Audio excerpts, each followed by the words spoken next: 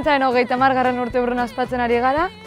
Urtzintzaren dela 30 urte sortu zala eta 30 urte asko direnez ospatu behar dago. Ospatzen dugu, urtzintzak hainbat urtetan egin dituen egitasmoak eta azkenean hemen urtzintzan egon garen, 30 urte hauetan egon garen lagunak bildu gara, pizkate rekorrido atzera begiratzeko eta aurrera begiratzeko be bai.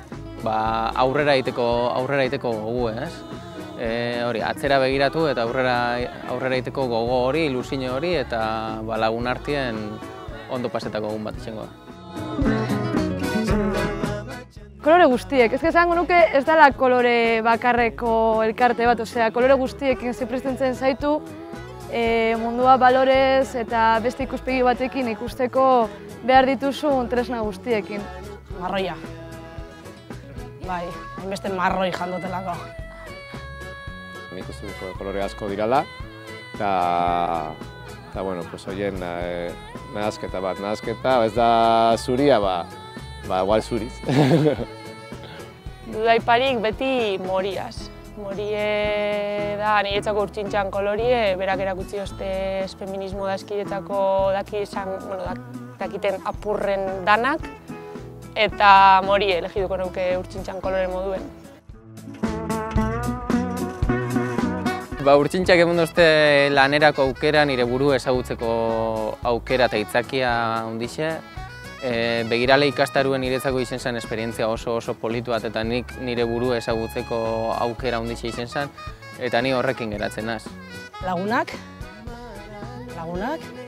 parrandak, lagunanak, marroi asko, disfrute asko eta betiko lagunak. Emon dozte mundue ikusteko eta bizitzeko beste era bat, erakutsi oste mundue bizitzen beste modu baten, elkar bizitza, eskidetza, parte hartzie eta gero bizipen pilo bat, 189 positibuek eta esperientzia pilo bat bai, eta lagunek, eta jenti ezagutziek.